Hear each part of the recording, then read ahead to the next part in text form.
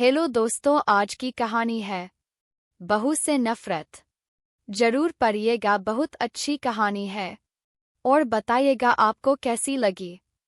Mummy, मैं कह रहा हूँ ना, मैं सिया से ही शादी करूँगा, अन्यथा मैं जिंदगी भर कुंवारा रह जाऊँगा और यह मेरा अंतिम निर्णय है। अब इस विषय पर मैं आपसे आगे बहस नहीं करूँगा भी। अभिनव की मम्मी रमा जी ने कहा, बेटा तू समझता क्यों नहीं है? हमने तेरे सामने सिया की जन्म कुंडली पंडित जी को दिखाई थी ना, और उन्होंने सिया की कुंडली में मांगलिक दोष बताया है। अब तू बता, सब कुछ पता होते हुए हम तेरी शादी एक मांगलिक लड़की से कैसे कर दे? तू जानता नहीं कि मांगलिक दोष वाले की जीवन साथी की मौत जल्दी हो जाया करती है।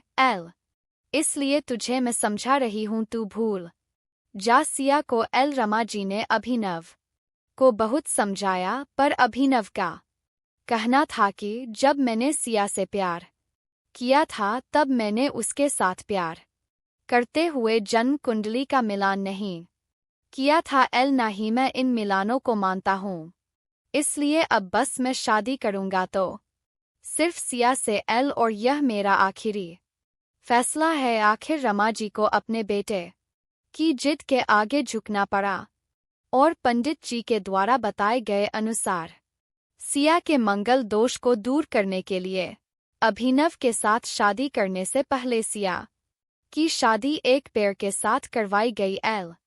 और उसके बाद सिया ने अभिनव से शादी करी। सिया दुल्हन बनकर अभिनव के घर आई, पर रमा जी को सिया का मांगलिक होना अभी भी खटक रहा था। और रमा जी उसे दिल से नहीं अपना पा रही थी।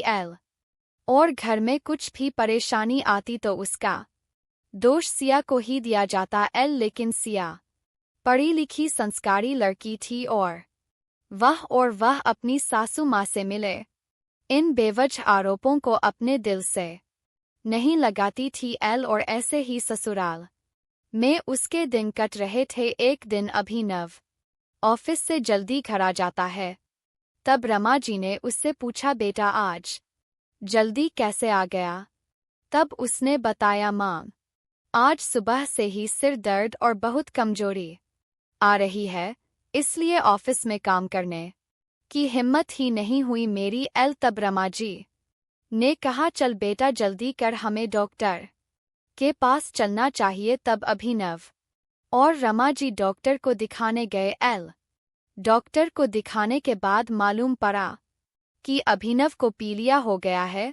और दोनों जैसे ही घर लौटे रमा जी ने घर को सिर पर उठा लिया और कहने लगी, जब से यह लड़की हमारे घर में आई है तब से हमारे घर में परेशानी और बीमारियां भी साथ में लेकर आई है। इसके कदम ही अशुभ है। अब देखो, इसका मांगलिक दोष हमारे बेटे पर भी असर करने लग गया है।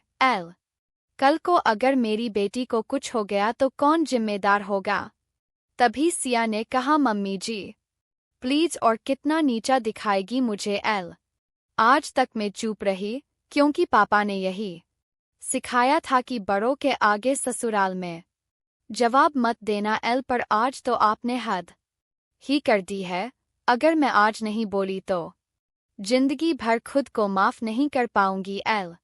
मम्मी जी, अगर आप पंडित जी पर भरोसा नहीं करती थी तो उनके कहे अनुसार आपने सारी मांगलिक दोष निवारण की विधि क्यों करवाई?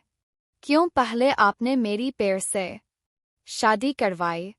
दोष मेरा मांगलिक होना नहीं है, बल्कि दोष तो मेरा आपकी बहू होना है, क्योंकि घर में जाने अनजाने में कुछ भी परेशानी आती है उसको आप मुझसे जोड़ देती है। और जब कोई सास अपनी बहू से सिर्फ नफरत कर रही होती है तब यह बहु दोष बेटे बहू को नहीं पूरे परिवार को परेशानी में डाल देता है।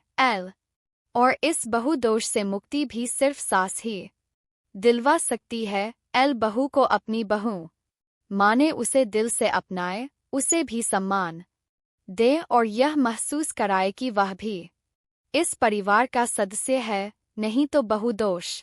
मांगलिक दोष से भी ज्यादा पीड़ादायक हो जाता है। एल सिया की कही हुई बातें रमा जी के दिल को झकझोर रही थी और उन्हें मन पश्चाताप भी हो रहा था। एल उस समय उन्होंने सिया को कुछ भी नहीं कहा।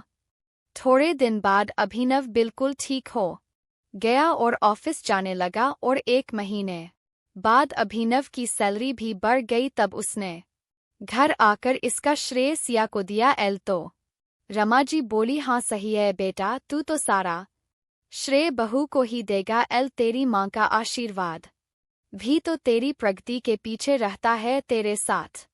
तू तो मुझे श्रेय देना भूल ही गया। एल तब अभिनव ने कहा, माँ इस बार सिया का मांगलिक दोष मुझ पर और नहीं मेरी तरक्की पर नहीं लगा। और माँ जब हम बुरी परेशानियों का श्रेय सिया को देते हैं तो अच्छे कामों का श्रेय भी तो सिया को ही देना चाहिए। एल तो इसलिए आज का सारा सिया को जाता है। अभिनव ने हंसते हुए कहा। एल तब सिया बोली, अभिनव तो क्या तुम भी मुझे ऐसा समझते हो?